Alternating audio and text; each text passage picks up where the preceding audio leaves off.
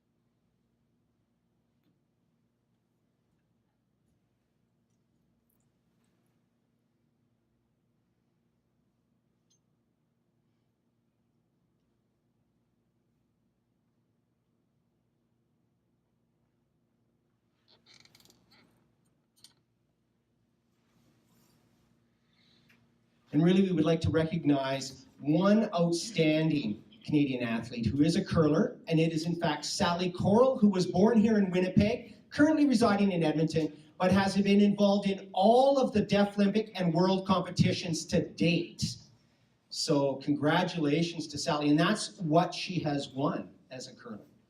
As well, we have the men's team that went to Sochi, Russia for the Deaf World Championships in curling, and they won the gold medal, went undefeated, 11-0 in that competition, 3 of whom are here with us today. So congratulations to the world champions. Please rise, said Alan.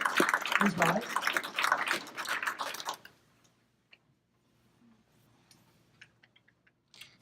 I'd also like to mention an ally, a very important ally for us in the deaf curling world, and that is, of course, Resby Coots.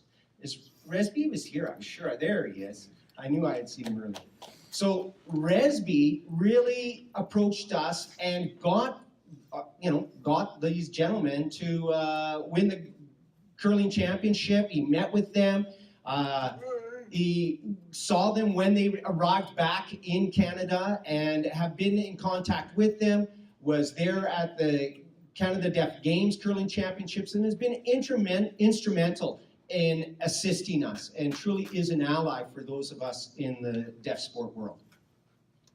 So now this partnership with Morris Curling Club and the Cargill Curling Training Center is really important, and what we're looking forward to is the excellent sponsorship, and a thank you again to High Tech Production.